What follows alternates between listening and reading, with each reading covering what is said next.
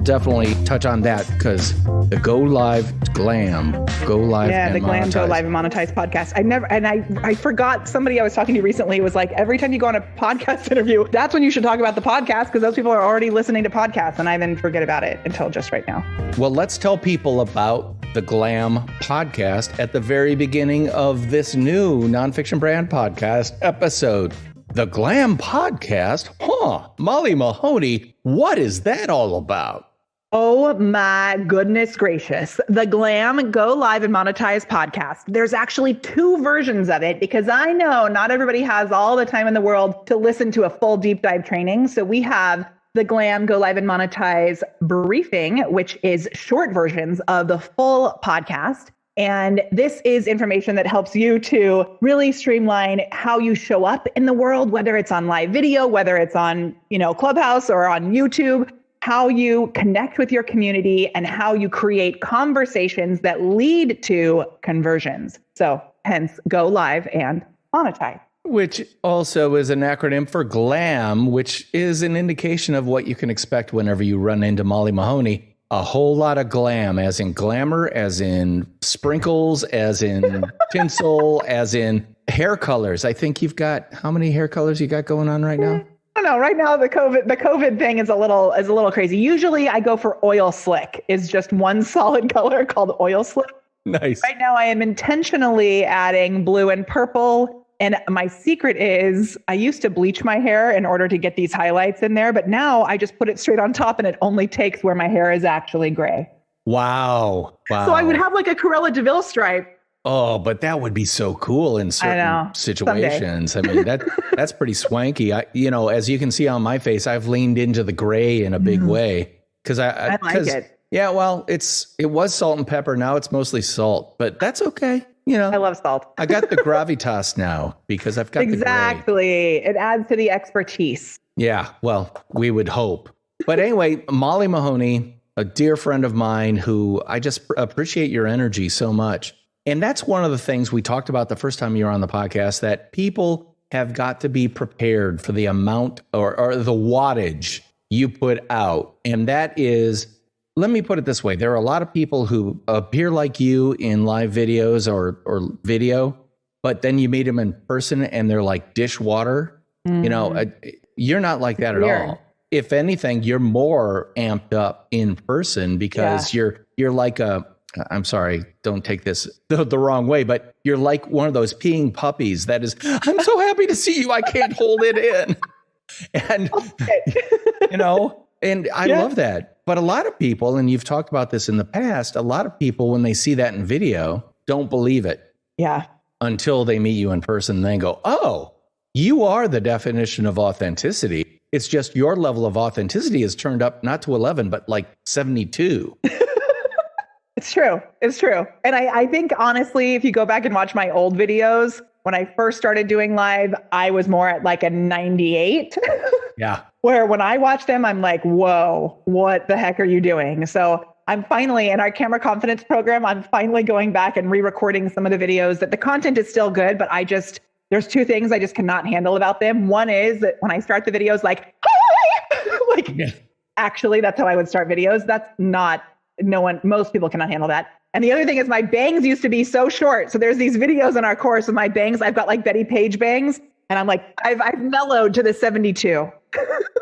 Well, let's talk about that. Your camera confidence course. Yeah. It's pretty darn descriptive a name. So I think people kind of get it. But what all does it entail? Well, one thing that actually the course title or the program title does a little disservice is it's not only about being confident in like clicking the button, but it's about being confident in knowing that you can create content that converts.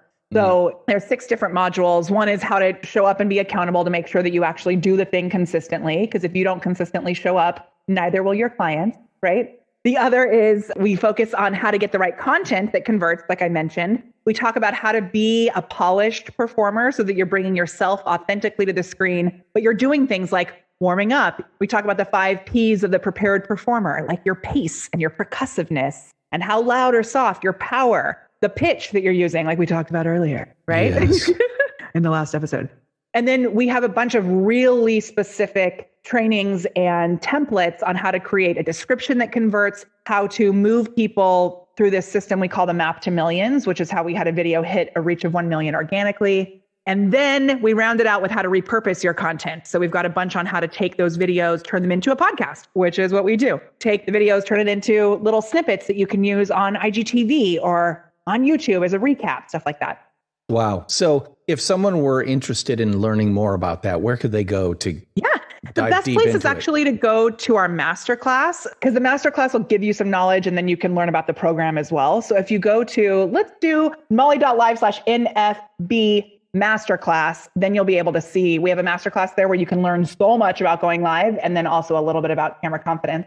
Great. I think anybody who might be interested in learning that, because I think a lot of people are sitting on their hands when it comes to going live or using video because they go, I just don't know if I'm any good at it. Well, the thing is, you're not going to be good until you learn the basics of how to do it and then do it a while. And the thing is, if you have an audience of 0, that's fantastic. If no one's coming to your live stream, that allows you to burn the fear out of yourself. That's one of my biggest tips, is why it's sometimes better to have nobody live, because you're creating this library of content. And if you have a bunch of people there and you're like, hey, John, hey, Susan, hey, whatever, it's going to be much harder to repurpose. So until you get to the place where you know how to handle all the comments and staying focused at the same time, which let me tell you is an art that I most of the time master, it can be good to start with just a few people on. I also need to tell you something that since this is, well, pretending that this is live, before we started recording, or maybe even while we were recording in our last episode, I shared with you that my outlet is not working for some reason and my computer is about to die. Oh my gosh. So I don't know if I should just move my computer to my desk, which I can do, but I just want to be real with you. That's fine if you want to do that. But if we need to wrap this up pretty quickly, can you tell how much battery you have left? Well, it's in the red now. Ew. Yeah, well, go ahead and move it. Okay, this is going to be because I want to keep my mic plugged in, so I think I can do it. Because I have another charger over on my desk, because I'm such a prepared performer. So the ability to look, and then you're going to get the behind the scenes, which is so cool. Well, it is cool because a lot of people, I think they don't understand how easy it can be to create a video set. If you've got literally 4 feet of wall behind you that you could style a certain way, or in my case, you can see this, I've got maroon walls or it's kind of a maroon red. Guess what? They're bed sheets. Oh, I love literally. It. So good. They're tacked into the wall. This is a great example of what happens when you go live. Stuff happens. But guess what? That's the thing about live. Live is life. What happens in your life while you're doing a live makes a live video more interesting than something that's a regular video, you know? End up learning things that you never knew you would learn. Exactly. We can talk about my standing desk, which also has a treadmill underneath it. Yeah. There you go. And the whole thing is, if you watch any of Molly's videos, you're going to see a nice kind of groovy background that matches her hair color and it looks swanky and kind of waka chicka wow. But then you pull back and you realize, oh, you're just in a room in your house. And you've put stuff on the wall. You've got a ring light, which is nice, especially for people with glasses, reflection wise and stuff like that. And it's I thought you were in a much more expensive Hollywood studio. And it's no, I spent about $300 on Amazon and I'm broadcasting in a way that looks as professional as anyone else that's doing a live video. I don't use a fancy camera. I use Be Live to go live most of the time. And I use eyeglasses from Ecamm as my virtual camera, which is $19. And it allows you to do this. Yeah, right. She just did a snap zoom into her eye. If you're listening, there's a really easy zoom feature. So you can go in and out and freak people out, or you can add different filters and stuff to it. It's so easy, and you don't even need extra fancy things plugged in. I mean, if I had all that stuff plugged in, I wouldn't have been able to just move over here. Yeah. Well, and that's the whole thing. You don't have to have a static studio to go live. In fact, some of the best live videos are the ones that are captured on the fly wherever you happen to be. I've seen some of yours that are out and about town or at a conference or backstage getting ready for a presentation. It doesn't matter. Yeah. The value of going live is that it's live. And you want to be intentional with it. So if you know you're doing an official masterclass or something like that, where a webinar where people are showing up expecting something more professional, make it more professional. But you can take people on an adventure, show them the behind the scenes. And as long as you're intentional with it, it can even be more effective. Yeah. Yeah. No kidding. Mm-hmm. Wow. This is why I love talking to you, because we can talk about anything. Number one, we have enough shared background that there's an affinity there. But most of all, when I ask a question, you answer it. And it's not something that's canned, pre-produced, and, kind of vetted by committee. Instead, it's absolutely who you are, what you do, and how you do it. Thanks. Ditto. This episode of the Nonfiction Brand podcast is brought to you by my brand new book, Nonfiction Brand. Discover, craft, and communicate the completely true, completely you brand you already are. Now available on Amazon.com. Too many people for too many years have labored in obscurity. Why? Because that's the way it's always been. Work for someone else and remain nameless, letting others take credit for your hard work. But in today's hyper-connected everything is media world, that's all changed. In 1997, Tom Peters outlined the tenets of a new concept, personal branding. Fact is, if you're not actively branding yourself based on who you are, what you do, and how you do it, you are leaving opportunity on the table. But with this book and a little bit of work, that opportunity is 100% yours to own starting today. Christopher Wilshire, CEO of Egg Strategy, said, "This is the kind of book that changes how you view the rest of your career and how you go about amplifying your value to the wider world." To get your copy, head on over to Amazon.com and search Nonfiction Brand, and let's get you all the credit you deserve for the completely true, completely you brand you already are. So what do you have going on? I mean, obviously you spent a ton of time on Clubhouse and, that's still going on. Do you have anything other that's in the works, or are you in maintenance and execution mode for all your prepared performer glam weirdness? We are actually really focused on building out our team. So we've had some awesome shifts that have happened in the past year, where we have this system we call organic retargeting that allows you to create the effect of a retargeting ad on Facebook, but it's all organic. And I've made a mission to hire as many actors as possible because so many performers are out of work. And I realized when it comes to some community support and helping move people through our client journey, actors really are amazing at it because they can follow, some sort of a script. They use a little bit of improv, and my actor friends at least are leading with their heart and really there to serve. So I've hired both of my dance partners from the Chitty Chitty Bang Bang National Tour. I saw a photo of them on your feed, I think. Yeah. Just recently. And that's been awesome. So it's been about really focusing on our systems. And I'm just so proud of our team and the way that our systems are working so well.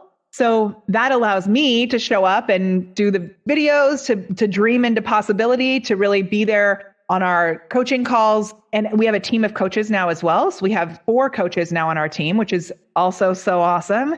And so we're just really focused on helping people to see that our Camera Confidence program can help them. And if they're ready to build their business at a higher level, then moving into our Glam program, which, just like the podcast, stands for Go Live and Monetize. And that's more of a higher level business coaching program. I want to remind Nonfiction Podcast listeners, if you haven't listened to the previous episodes I've done with Molly, there's a story that I remember you telling me that sticks out. And that is that you created a course completely soup to nuts and put it up for sale and no one bought it. Yep. So if that sounds like you, don't stop there, because that didn't stop you, but you got smarter about how you created those courses. And now it's grown into this minor empire, or actually pretty gigantic empire. Well, and I mean, I'd say in the scope of like our dreams of where we're headed, right? It's minor. For some people, it may seem major or minor, but I thought that seemed like a music joke at some point. Sorry. But it's true that when we had that huge course launch failure, then we launched Camera Confidence, which was at the time an empty Facebook group. That was it. And we taught these lessons live, and the value kept increasing and the price kept going up and the people kept getting, better results out of it. And so now we finally, just in December, we moved Camera Confidence into an actual learning management system. So we finally are using an actual platform off of Facebook. And at this point, I mean, in 2019, and I only share this just for like validity, like to see what's possible. So in 2019, we did our first million in sales. Last year, in 2020, in the middle of the crazy year of the year, we did 1.5 million in sales. Wow. And we just put our stuff on an actual site. Wow. So first question, what LMS are you using? We're using Experienceify. Okay, cool. Do you know it? No, I don't really. It's newer. It's Marisa Murgatroyd's, and it's all gamified. Oh, cool. It's fun. And the other question I wanted to ask is, how glad are you that you laid the foundation for your personal brand and all its supports well in advance of a global pandemic? Oh my gosh. So glad. And I should connect you with my friend Tim, who's from Brookfield, Wisconsin. Oh my God, yes. He was one of my dance partners on the Chitty Tour, and he is in Hadestown on Broadway right now, which obviously, like, his beautiful body is on a billboard in the middle of Times Square, but that's not nothing, that's cool, but there's no show. So he's not, he's on unemployment. Right. And I helped him to launch a program called The Performer's Puzzle, where he's teaching dance classes online and doing interviews with other Broadway performers. And he followed our system, and his personal brand was so dialed in as a performer, and the way that he showed up, and he mainly built his via Instagram, but having that personal brand in place was so instrumental in him being able to easily put these other pieces in place. And now he has over 100 paying members in this membership.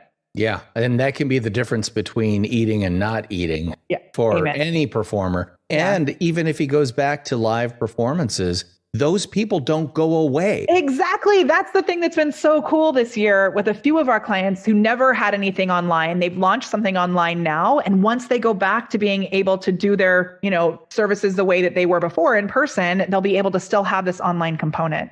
Yeah. And don't be surprised when things get back to normal that your career chooses not to go back to normal because you've developed an entirely new one. Yeah. I'm telling you, personal branding is not a joke, and it's not just for 20-year-olds on Instagram. It's for anybody who is sick and tired of being somebody else's engine, uncredited, unappreciated, and ultimately sometimes unmounted from the chassis of that business because there's someone younger, better, faster, or so they perceive. If you are the brand that people are coming to because of your name and who you are, what you do, and how you do it, you have a future-proof career because guess what? There's only one you. Yep. And no one has your voice of experience and expertise because you're sharing your experience and expertise. And, Molly Mahoney, man, I just love talking to you because I get so excited, and you're doing it in such a cool way, in ways that are totally different than I would approach stuff. Which is awesome. This is not us on the singing from the same hymnal. It's more like you're singing Andorian opera from the, some galaxy out there. And I'm going, wow, I can learn a lot from this. And that's why I love talking with you. So awesome. Andoria. So I've actually been working on an aria right now, which is not something I've done before, but it's not Andorian. It's just that regular, like, oh mio bambino caro. Oh, la, la, la, la, la, la, la. Some Verdi? Is that Verdi? It is. That's what I've been doing in my spare time. So I like that analogy. Yeah, well, good. And, let's face it, if there's anybody in my life that is truly an operatic personality, that person is Molly Mahoney, who's been my guest this week on the Nonfiction Brand podcast. Again, I would love for you to let people know how they can connect with you online or whatever. So please, Molly, if I wanted to learn more about you, how could I do that? Yeah, well, I'd love to invite you to check out our masterclass that we mentioned earlier. And you can get that if you go to molly.live/NFB masterclass. And that masterclass will give you a wealth of knowledge about how you can create video, whether it's on Facebook Live, YouTube Live, any sort of video, LinkedIn, and take that and be able to have more juicy conversations with people that you actually want to be talking to, build a community of people who are ready to throw credit cards at your face. Oh, wouldn't you love that? So that's Molly Mahoney in a nutshell. Everything that you heard on this podcast is exactly who she is in person, which makes her really, you just add so much flavor to my life. Aw, so great. Well, anyway, I want to thank you for being on the podcast. And again, I would love for podcast listeners to like, subscribe, refer, and review this podcast because that helps other people find it. That's it for me this week. I'm DP Knudten for the Nonfiction Brand Podcast, and she is Molly Mahoney from The Prepared Performer. And I'll be talking at you again next week. Bye-bye.